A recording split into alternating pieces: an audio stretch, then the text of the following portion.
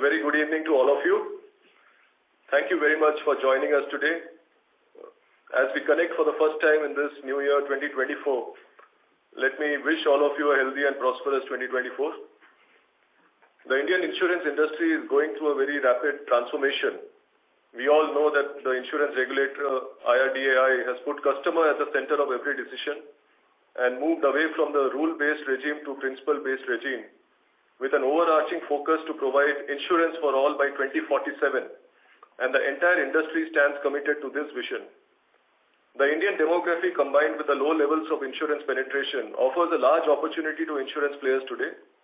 While 37% of our population is covered under various health insurance programs, the retail health coverage remains very low at 4%, implying a long runway for growth. Health insurance business is the most preferred business segment within the general insurance landscape, thanks to the lower retail penetration rate, higher customer engagement that ensures confirmed renewals, high lifetime value of customers, and the higher ROE that the business offers. As a key stakeholder and a leader in the health insurance ecosystem, Star Health remains fully committed to support every initiative that is undertaken to ensure a robust development of the Indian insurance industry. Having talked about the opportunity in the market and our commitment to make health insurance available to every Indian, Star is best positioned in the market to play a very pivotal role in the industry. Star Health continues to lead the segment, demonstrating our leadership on various fronts of business. On the retail front, we continue to be the largest player with a size that is 3x the size of the second largest player in the industry. On the distribution front, Star Health has the largest agency network with the highest agent productivity amongst all SAHI companies. The third most important measure where Star Health stands distinguished is that we operate at the lowest EOM, the expense of management, which is significantly lower than the mandated limit of 35% by IRDAI. I would like to reiterate here that Star Health, we focus on sustainable and long-term growth with an emphasis on profitability by ensuring quality business. Our risk first, growth later is our defined mantra. And going forward, I would like to highlight some strategies and measures we have chalked out so far in this direction. The realignment of group strategy that we have done towards profitability through stringent underwriting guidelines. We have adopted a risk-based pricing mechanism, changing the distribution and product mix towards better combined ratios. We have recalibrated our portability strategy, increased share of higher sum insured policies, and with a consistent rise in network hospitals and pricing arrangement with our network partners. While growth, profitability, and managing risk is quintessential to our business, one very significant factor that goes a long way is ensuring the sustainable value creation by customer experience and customer delight. We are able to deliver the same through various initiatives such as teleconsultation, wellness, and various prevention programs that we run, apart from our efficient claims management. In claims management, digitization and increased automation has led to better turnaround times, benefiting our customers. Initiatives such as Anywhere Cashless and Home Healthcare Solution provided to customers at their doorstep are examples of our customer-centric approach. Coming to our business performance, on the business side for the 9-month ended December 23, our gross written premium grew at a rate of 18% to 10,286 crores, compared to 8,753 crores during the same period last year. As the largest standalone health insurance company in India, our share of GWP is close to 46% of the entire SAHI industry. In fact, our market share for the 9-month ended December 23 amongst all general insurance company is up by 14 bps from 4.68% to 4.82% this year. Our market share in retail health for 9-month FY24 has remained stable at 33% versus the previous year. Our agency business contributed around 82% of our overall business for the 9-month ended December 23. Our agency strength has increased to 684,000 agents with a net addition of around 19,000 agents in the December quarter and 63,000 agents in the last 9 months. Regulatory changes have ushered in an era of equal opportunities for insurance players. The opening up of the bank assurance segment set up an open architecture continues to add muscle to our growth. With 48 tie-ups in the banks and NBFC segment, this channel now contributes to around 5% of our GWP and is growing at a healthy pace of more than 40% in fresh business. We expect this growth to accelerate as we move forward. Digital business contributed to around 7% of our overall GWP.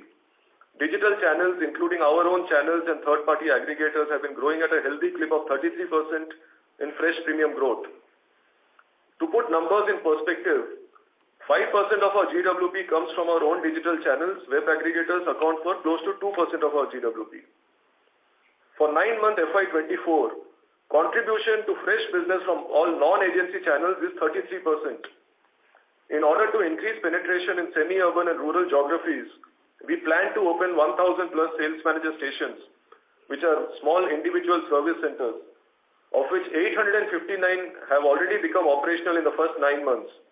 With 877 branch offices, we now have a total of 1,700 plus customer touch points to ensure better service. Of the 19,000 plus pin codes in India, Star Health is present in 17,000 pin codes via our sales distribution network.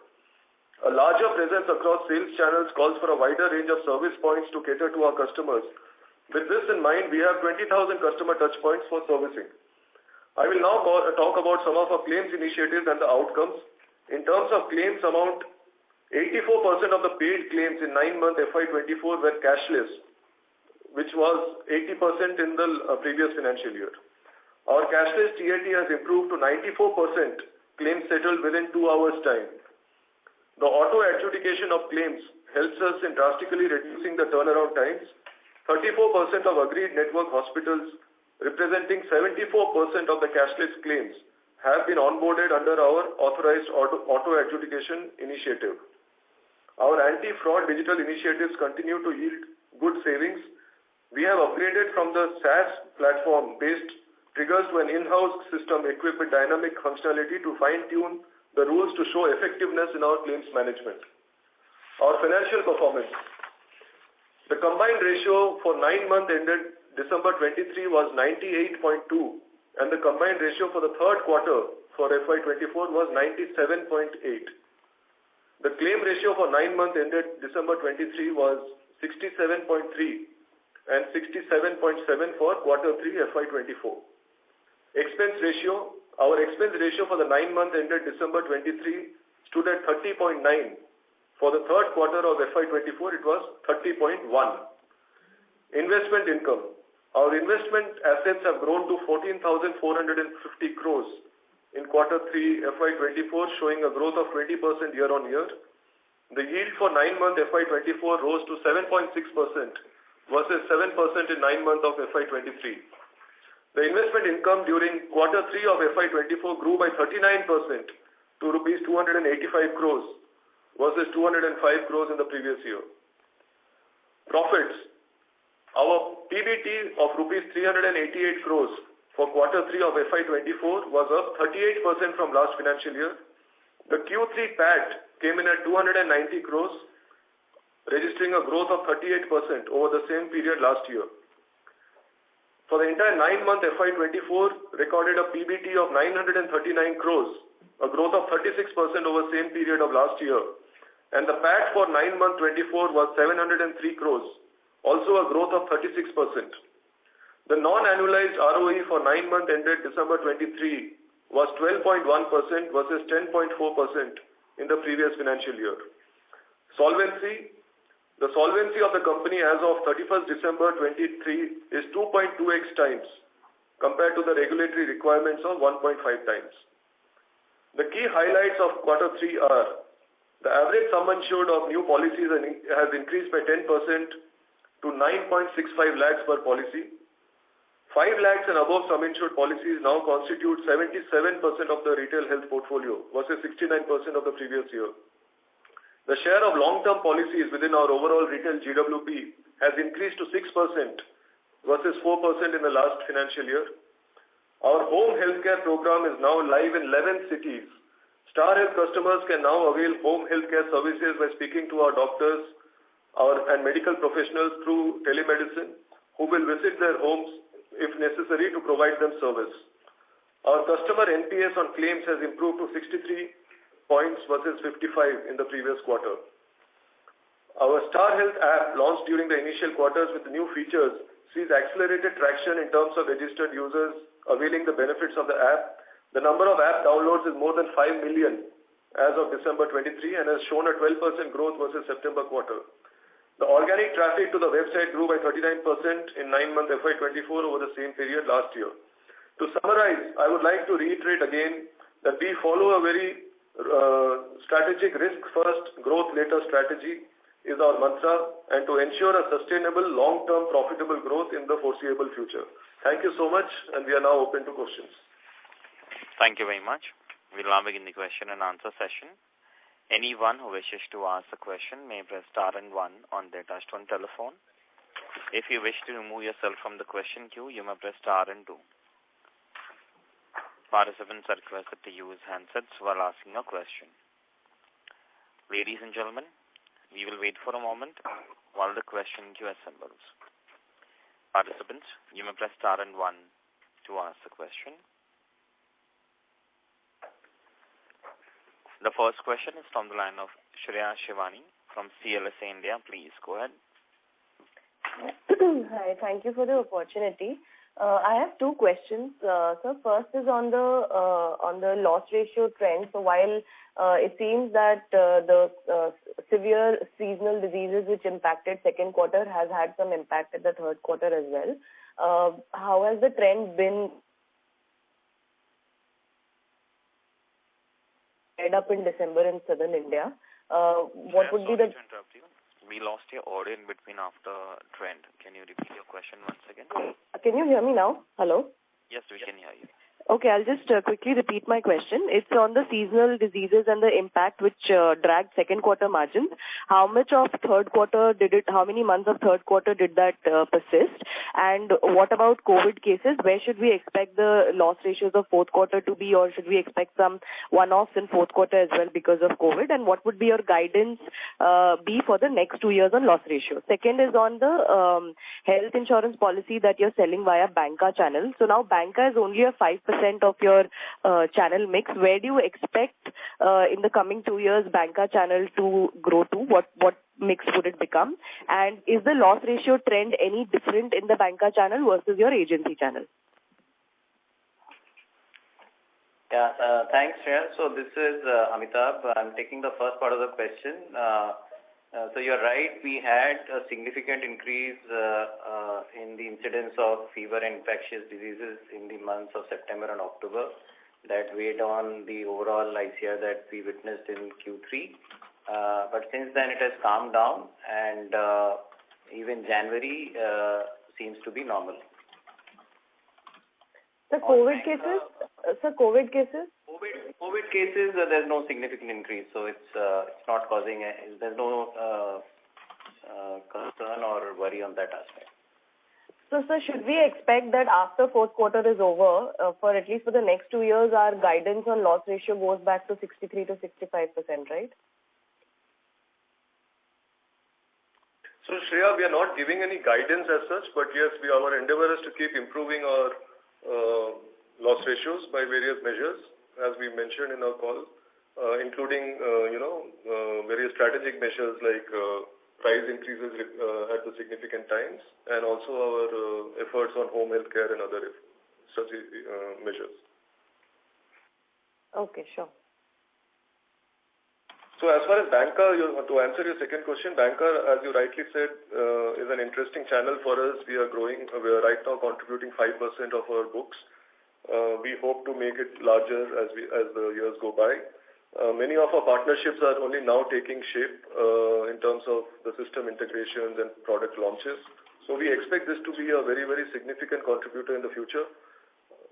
We already, as I mentioned in my speech, that almost 33% of our new business is coming from non-agency channels, which is banca and digital largely. We expect this to keep growing faster.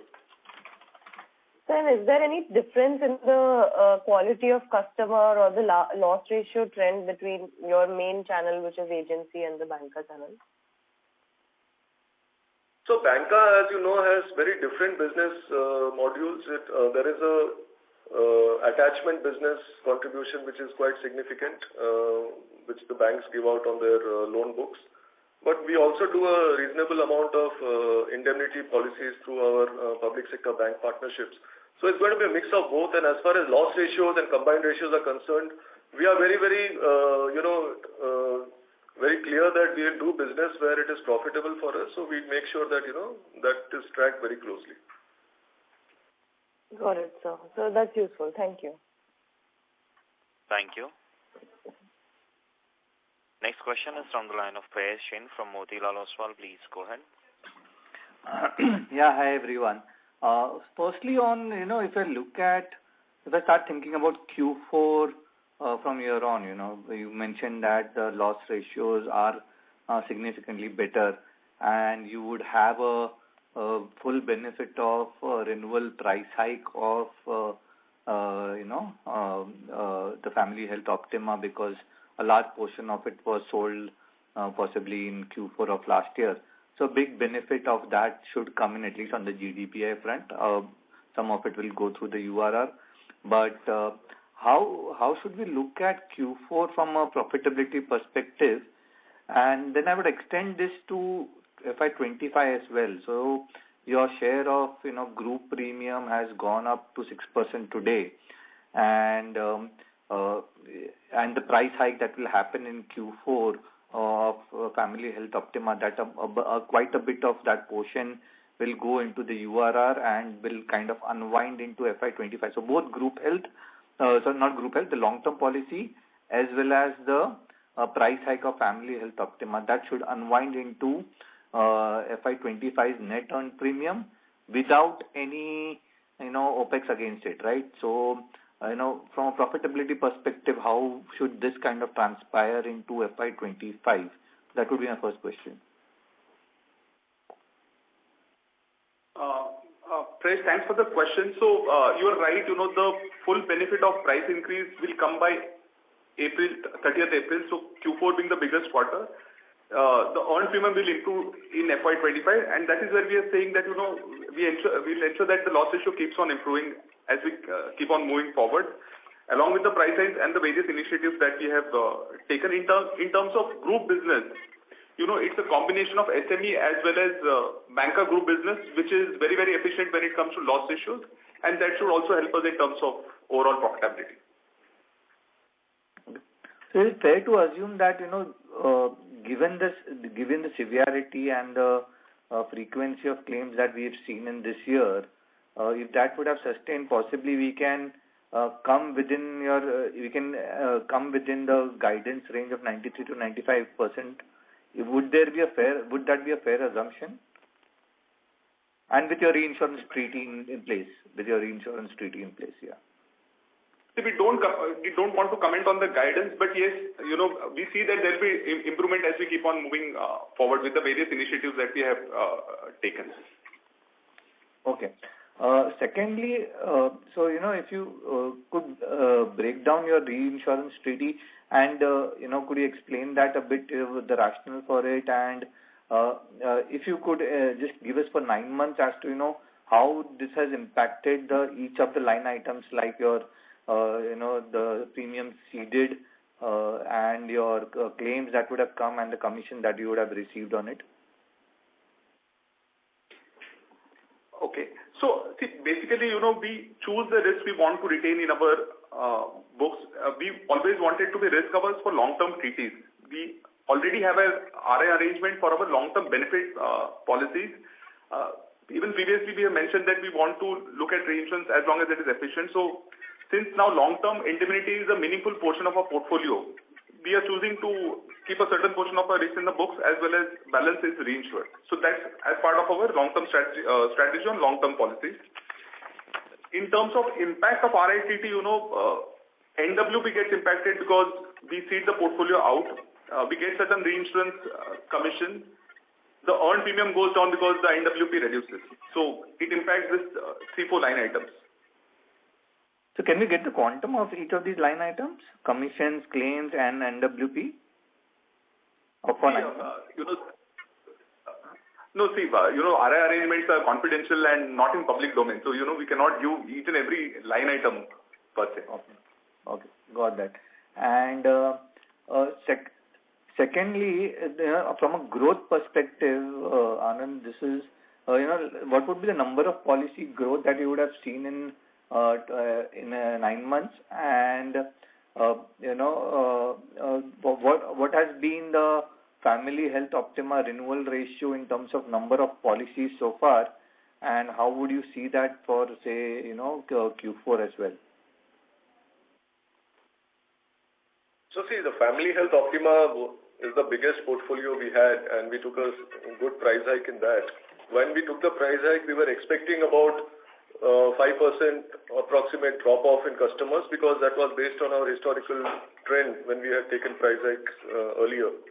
And happy to let you know that that is where it is right now. We have been able to retain, our customers on our books, and the overall retention premium is almost 105% in terms of the Family Health Optima premium.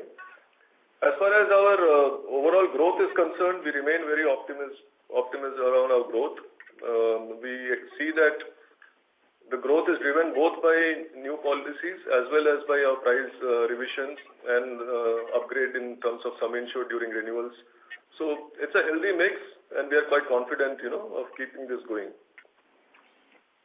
I'm just the last question from my side. But if you look at the growth in the last couple of months, that has been significantly lower than what your other players, and in fact that gap has only widened in the last couple of months. What has been causing that, in the sense that the growth which you had guided for around a 20% plus growth or 20% kind of growth on the retail health, is now trending more towards 15-16% kind of range. So, in spite of the fact that there is so many levers at play, so sum assured has gone up, all those elements have been at play for some time now, but we still don't see the growth coming in. So, how should we think about growing, from a longer term perspective? Is more of a 15% kind of a range, or 20% is something that we should look for? How should we think about this? No, so see, if you look at the growth, we have been growing almost equal to the industry's growth rate. But as I have mentioned earlier, our philosophy is risk first, growth later. We are looking at the quality of book rather than only the quantity of growth. I think that is something that we are very, mindful about, because we are building a business for a long term, and health insurance is a business where you onboard customers and you stay with them for life. So that's what we intend to do, and we are not going to run behind growth at the cost of quality of growth. So we still have absolute, conviction that we will be able to grow closer to the, our internal aspirations, of course, are to grow close to 20%. But at the same time, we are calibrating areas where we see that the quality is not so good. We are slowing down there. But we are growing fast in the profitable areas where we are seeing good momentum. Thank you. Paresh, I'll request to join the queue again for a follow-up question. A request to all the participants, please restrict to 2 questions per participant. If time permits, please come back in the question queue for a follow-up. Next question is from the line of Madhukar Ladha from Nuvama Wealth. Please go ahead. Hi, good evening, and congratulations on a good performance. First, on coming back to the retention question, so there's definitely some rethink of here, right? Because your retention has reduced. You were doing about 95%, and now it's at around 87%. So, what has driven this? And I wanted to get some sense then, because of this, your NWP has actually grown only 7% this quarter, right? So would that mean that this trend sort of continues? What should we expect our NWP growth to be like? Because that is what will ultimately flow into NEP. Second, I also noticed that your expense ratio has gone up to about 19% for this quarter. And obviously commission ratio has been aided by some reinsurance commission that you've got. So, why are the expense ratio elevated, and how should our normalized sort of commission ratios look like? So these would be my 2 questions. I'll come back with any follow-up. Madhukar, there are two things. So this reinsurance treaty that we have done, it is retrospective from 1st April 23. What 87% that you are saying is only for Q3. The correct number to look at is for 9 months, which is 92%. So from 95, it has shifted to 92.3, which is not a significant change, and it is in line with our strategy, as we mentioned, on the long-term policies. Coming back to your question on expense ratio and commission ratio. So commission ratio, while it is aided by the reinsurance commission, expense ratio, what happens is while the numerator is the same, the denominator has gone down. It's more a technical thing. The correct measure is the overall expense ratio, which is constant in line with last year, as well as it has improved compared to H1 as well. Understood. Got it. This is helpful. And finally, I just have one more question on your investment income. So the yield has shot up in this quarter. Is it because some capital gain booking has happened in this quarter as a result of that, or what's going on with that? Hi Madhukar, this is Anish here. So yes, we have booked some profits in this quarter, but the objective of booking profit was not that we have to take the profits, but we saw certain opportunities where we felt that the valuation would be such that we should exit some positions. And as far as booking profit is concerned, it's not that this is the first time that we have booked profit. We have booked profits in earlier quarters as well. So I suppose this is a very calibrated and conscious approach that we are taking on investment book. For yields to go up, actually, that in general, yields have hardened in the market. Even short end of the yield curve is relatively elevated. So all that basically flows into the overall yields of the portfolio. So what is the kind of duration and yield that we are running right now, like roughly? On fixed income book, we are running a duration of approximately slightly below 4, so somewhere around 3.9. And core portfolio yield, core fixed income portfolio yield, if we set aside the liquidity that we maintain, that is approximately 7.71. Understood. Thank you. This is very helpful. Thanks a lot. Yeah. Thank you very much. Thank you. Next question is from the line of Avinash Singh from Emkay Global. Please go ahead. Yeah, hi. Good afternoon. Thanks for the opportunity. A couple of questions. The first one more on sort of industry with this latest kind of announcement on this cashless everywhere. How does this change sort of, the network hospital concept or agreed network hospital? I mean, because now with this concept, at least from accessibility point of view, every, policyholder or from any insurer has cashless access to hospitals. So, I mean, how does this sort of a thing changes, does it change anything in terms of, the positioning of a health insurer as far as the network hospitals are concerned? And if at all, anything in terms of the pricing which you agreed network hospitals. So that's one. Second question, what kind of a medical inflation you are seeing, I mean, in so far, say, or calendar 23 or FY24, and has sort of a change towards up or down from in the post-COVID, what you are seeing in the post-COVID era? And related to that, based on this claim inflation or medical inflation trend, and also that you and the industry has undertaken multiple price hikes in retail health. Going forward, you see that prices to be stabilizing or still some need to take price hikes? Thanks. Yeah, hi Avinash. The Anywhere Cashless is a great initiative led by the regulator, and we believe that the consumers' appreciation towards retail health insurance will only increase and enhance the customer experience because of this, easy access to cashless services.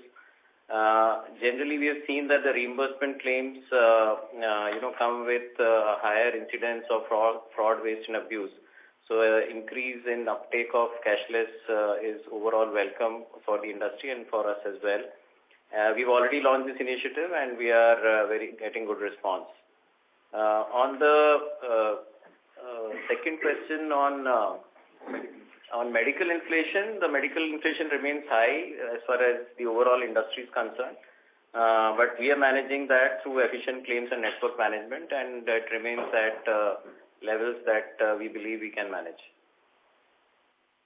On price hike, this is something that we'll keep doing as per the requirement of a particular product and the portfolio overall yield and price requirements.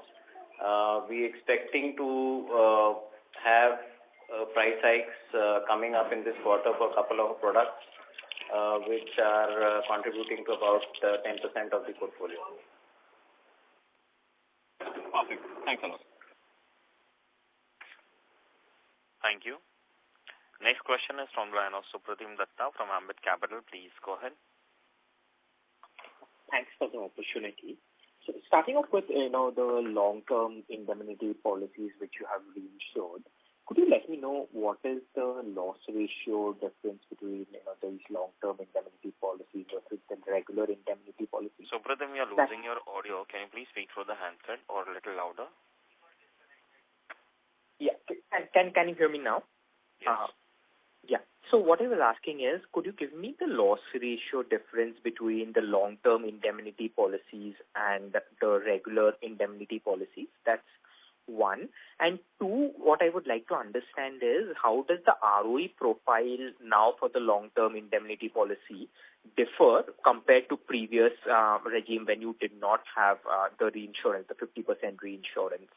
And thirdly, I understand you talked about growth and your philosophy on, focusing on risk first and growth later. However, you have always been, as an insurance company, you have always been focused on growth, and you are focused on risk, and you are growing much faster now in the bank and the growth in the group channels. Then why is the core agency channel not being able to, drive the growth? What are the challenges there? If you could help us understand that and how you are addressing that, that would be very helpful. Thank you.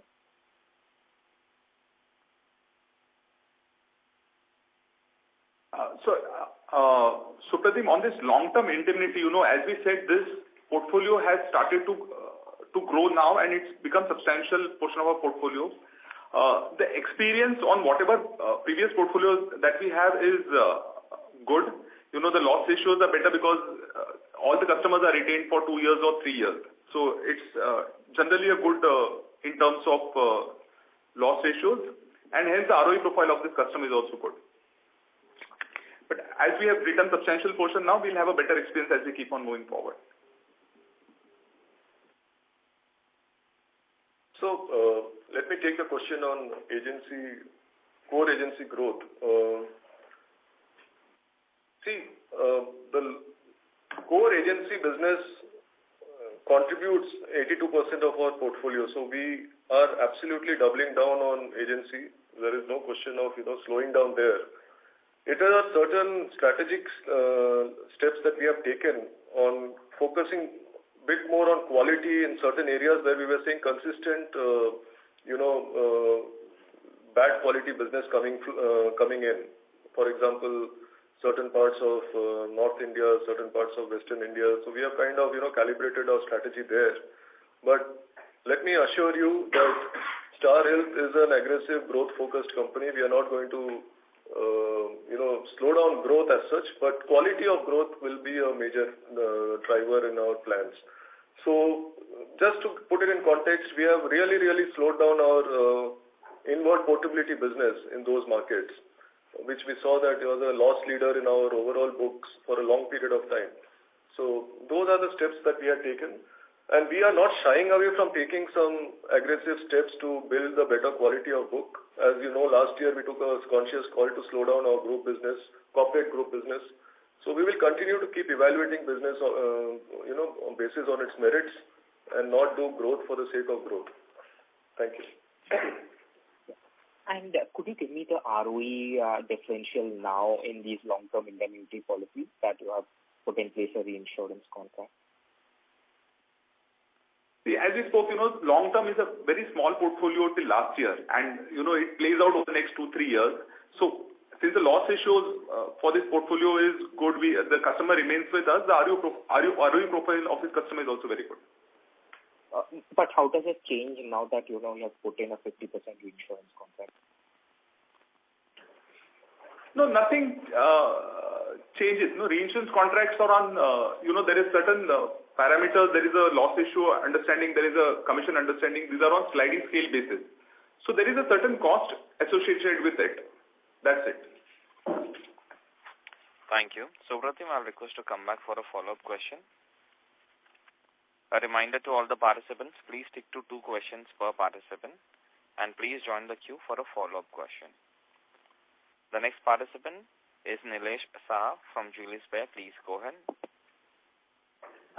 Yes, hi. Are you able to hear me? Yeah. Hello? Yes, hi. Great.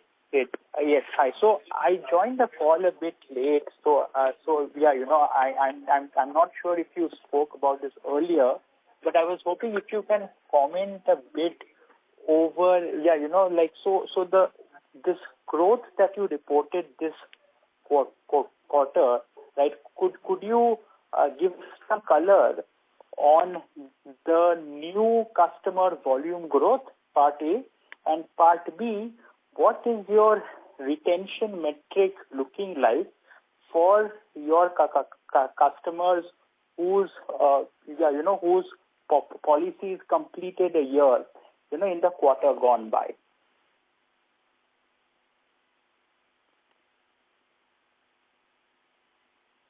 So we had answered this previously. Okay. On a long-term basis. I can then go back and look at the concall transcript once that comes out. No need to read it. I will just go on to the next question which I had. So over the last 3 quarters, what I have heard a lot from you guys on the call is a lot of emphasis on managing risk, right? Improving what you also spoke of on the call, right? Making sure that the insurance policies that are live there of good loss ratios and stuff. Could you comment a bit on what you are doing at the back end, right?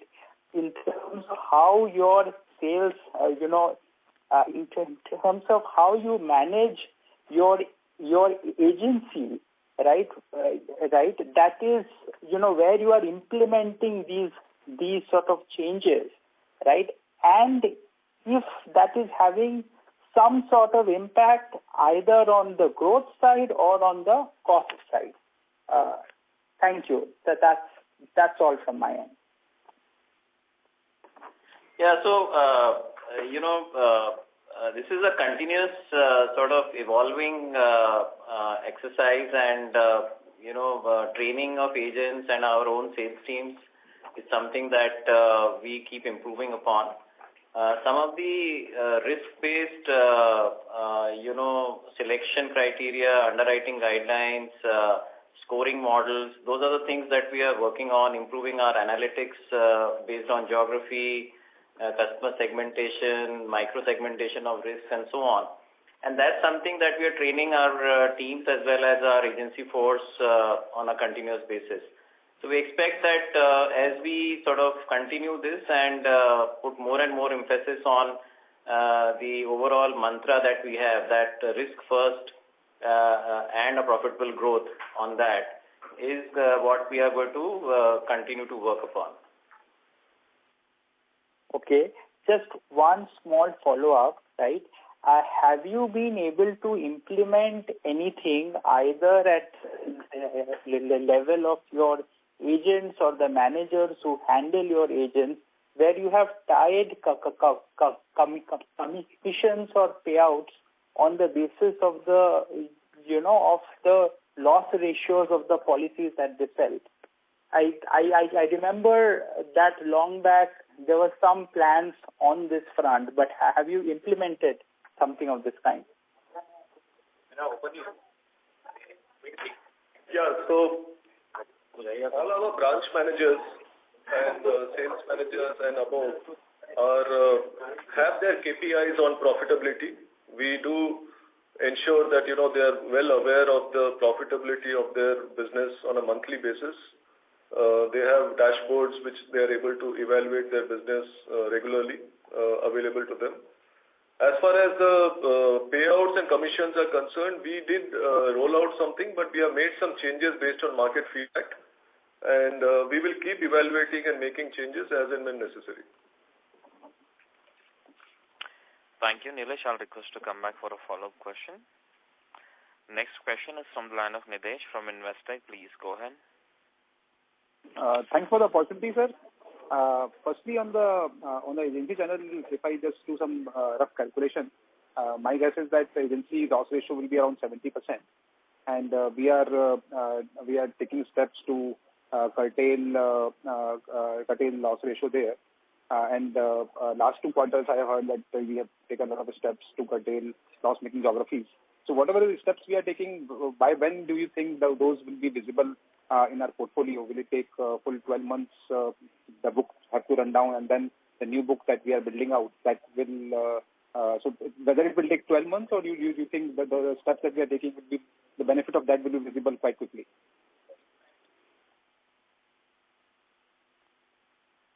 So the first thing is the agency loss ratio is not 70%. And to answer the second question, the steps which we are taking, we are seeing good positive results. As we talk, November, December, as Amitabh mentioned, are trending well. Even January, we are seeing a good result. We have taken the price increase, which benefit is expected to come, has come in Q3, Q4, and for the next 9 to 12 months as well. The quality business that we're talking about, the reduction in portability, we are seeing some good benefits out of that as well. So it is already started to reflect in our portfolio, and we see some good benefits coming in the future. Thank you. And second is, what is the fresh premium growth for Q3 and 9 months on an overall basis? And in the agency channel, if you can talk about these 2 numbers.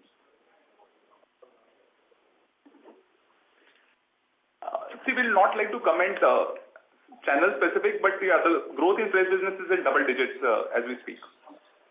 Okay. Thank you, sir. Thank you. That's it from my side. Thank you. Next question is from the line of Dipanjan Ghosh from Citi. Please go ahead. Hello. Good evening, sir. Am I audible?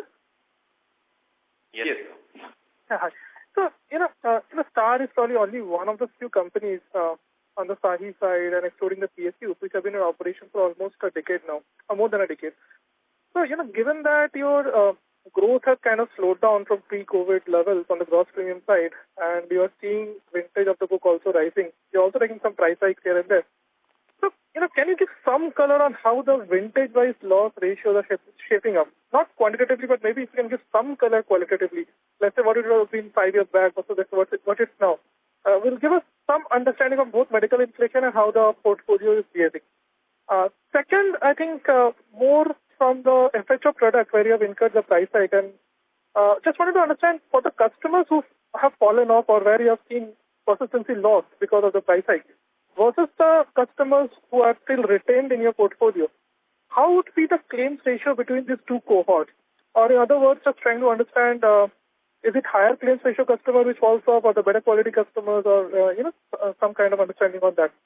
And lastly, just going back to the previous participant question, if you do the back calculation, it seems that fresh business through agency probably has declined by a good margin compared to, let's say, your agency growth, which should be better. Also, if you look at this growth on a 2-year lag basis, I mean, because we have been adding agents also at a very sharp pace, it seems that the growth does not look that great. So what are the steps you are taking, and by when can we expect the agency growth to really, kind of revive? So those are my 3 questions.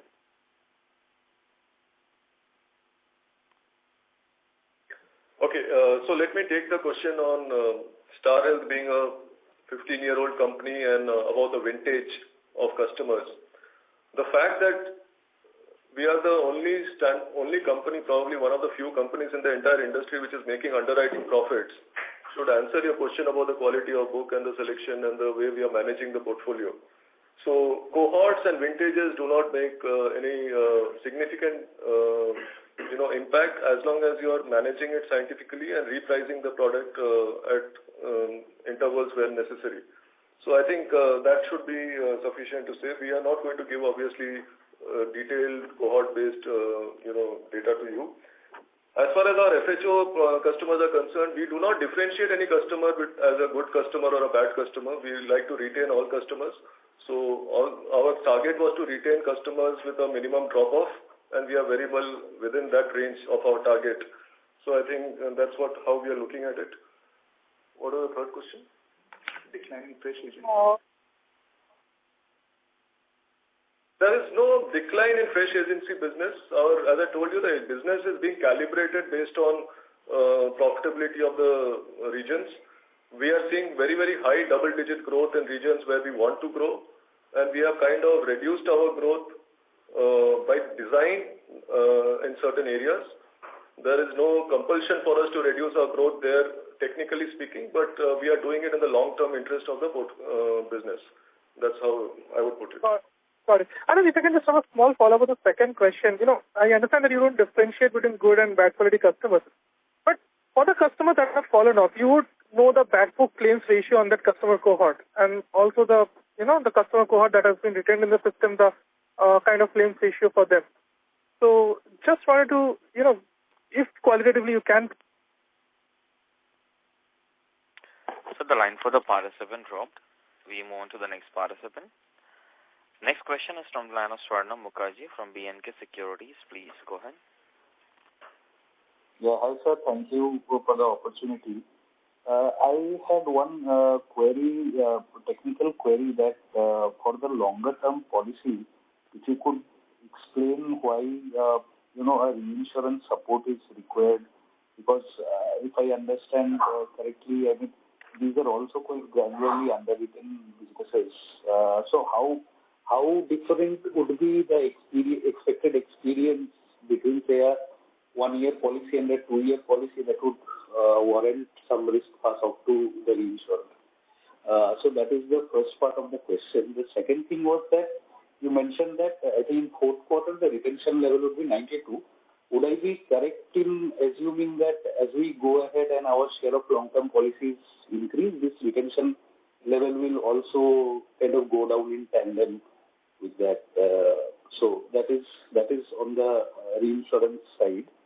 And if you could also give me a couple of additional data points. So first of all, this 10% business in which you are repricing, what would be the increase? What is the quantum of repricing, if you could highlight that? And if you could also give us the share of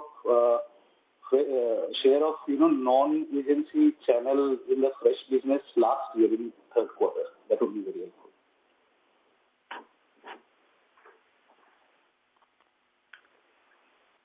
So, Swarnab, on the reinsurance philosophy, we have a particular strategy. To give an example, for non-proportional risk or some, there are philosophies of 1 in 100-year event, 1 in 250-year event, and companies buy 1 in 500-year event as well. Each has a different cost element. So this is the philosophy of the company. The long-term policies for 2-year, 3-year, we have a philosophy of reinsuring it. So that's based on a philosophy that we have taken this decision to reinsure this risk. Your second question on 92%. See, this is the 9-month number. As we keep on growing the long-term portfolio, on an overall basis, it should remain constant or slightly reduced, but there will be no significant difference to this 92% that is reflected in the 9-month number. On the so, sir, just as a follow-up for the next couple of years, should we build in a number close to that 92 only, or shall we maybe take it down slightly more as your share of long-term increases in the mix? Yes, so it's our strategy. So we'll continue with as long as the terms are favorable. So based on our strategy, we'll continue with this reinsurance arrangement that we've got. Yeah, Is there a possibility that this sharing, that is now 50% quota share, that can also change? Sorry, Sir, can you repeat that? So I think you mentioned it's a 50% quota share kind of a policy, right? So would that can there be designs where that can also change? See, very difficult to comment now, but based on our philosophy, we'll continue to have reinsurance. Now, 40%, 50%, 60%, it depends upon the reinsurance arrangement that we get in the market. But we'd like to, be stable as far as possible. Understood, sir. Understood. If you could give me the other two data points, sir.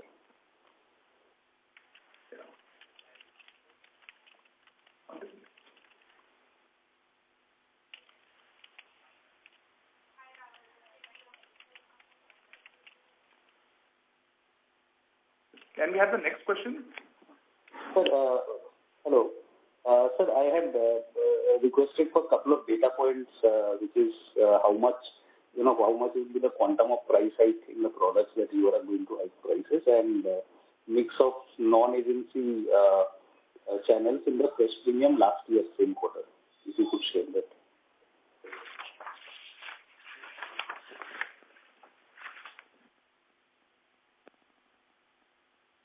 We were showing that in the PPT.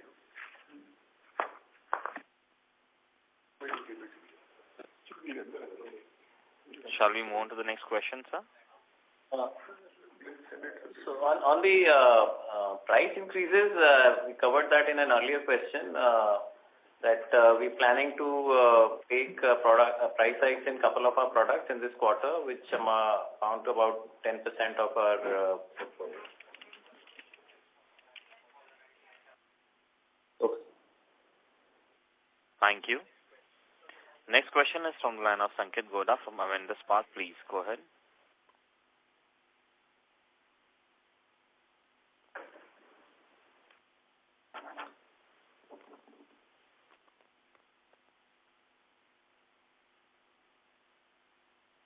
Sanketh, your line is on mute. May I request to unmute and go to the question, please? Sorry. Am I audible now? Yes. Anand, you in the initial remark said that from a risk management point of view, you started porting in lower compared to what you have done in the historical past. So just wanted to understand how much it has changed, say a couple of years back or last year to current, and how much has it impacted maybe on growth. And second, have you seen in your policies a little more port out happening in the current year compared to historical past? I just wanted to understand that trend. How is your experience? Because I'm coming from this point because of the growth, and that's the reason I'm asking this question. Yeah, so Sanket, to answer your second question first, FHO, which was a big portfolio for us, and if there is a 5% drop-off because of the price revision, definitely some of those customers have ported out to other companies at their convenience. So there is a port out which is otherwise not seen in other times. This is a one-off event, but every time we take a price hike, we do see this happening once in 3-4 years. So that is about porting out. As far as porting in is concerned. But Anand, this number of 5% drop-off, I'm just asking from a usual business trend point of view, this number is relatively higher compared to what you have experienced in the previous years. Yeah, of course. That's what I was trying to say. If you were doing, if you were doing on an average, let's say 90% retention policy-wise, and if you're doing 85% this year on FHO, that is the 5% drop-off which we have seen. Some of them might have gone to other companies. Some of them might have not gone out of the insurance franchise itself, but that is possible. As far as porting in is concerned, we have really tightened our underwriting standards in porting in because of two reasons. One is we have seen that there is significant amount of difference between loss ratios in terms of portability customers and new customers. And second thing is, we have also seen that, porting customers, sometimes there is a lot of dissonance in terms of expectations, and it also leads to bad experience in customers. Sometimes intermediaries do not give the true picture of the porting policies and conditions. So we have kind of really tightened that area, and we would like to keep it that way. But just Anand, if you can quantify the number, means for example, it was 14 by 5% of the total premium was 14 in say last year. Whether that number has reduced to say like 1 odd percentage, just wanted to understand that how much you have tightened the. It's come down to low single digits is what I can tell you. Perfect. And second question, and then I have one on data. See, these long-term policies, when you say 6%, first I want to understand how your comfort level, because as you highlighted that this business also comes with a risk of higher claims because you are married to the customer for 3 years and don't have a choice to take a price hike. Then to what extent you want to get it to be as percentage of your total book? And then this 6% what you have told in the call or initial remarks is only indemnity or you have included benefit based also in this 6%. That's my question. And second, on data keeping, just I want 2 data points. What is exact amount of capital gain you have booked in the current quarter, and what is the exact gross commission number you have paid in the current quarter? And 9 months. Sorry. No, so long term, we never said it is in terms of adverse experience. In fact, it is better experience, we say, because these are customers locked in for the first few years of the engagement with the company, and hopefully they will renew for future also. So these are definitely more better experienced customers in terms of loss ratios. As far as capital gains is concerned, I'll request Anish to add. So we have booked approximately 30 crores of capital gains. Commission number for 9 months and 3 months or current quarter, I mean to say. Sorry, which number? Commission. Means in our release we have net commission number. I was looking for gross commission number. So gross commission numbers will share separately. Sanket, it will come as part of our public disclosure on the IRDAI website. Yeah, got it. And Anand, to your answer, the 6%, I just wanted to check how much you want to take it to, and whether the 6% is completely indemnity or benefit based is also included in the 6%. So 6% includes indemnity and benefit, and you want to grow this portfolio because this is a good portfolio. We would like to grow this portfolio. Okay, Nilesh. Thanks for your answer. Thank you. Ladies and gentlemen, we'll take that as the last question. I will now hand the conference over to Mr. Nilesh Kambli for closing comments. Thank you everyone for joining the call. We see that this quarter ended well for us, and we see some lot of positives as we keep on moving forward, and we are confident of improving as for the next coming years. Thank you very much. Thank you very much. On behalf of Star Health and Allied Insurance Company Limited, that concludes this conference. Thank you for joining us. You may now disconnect your lines. Thank you.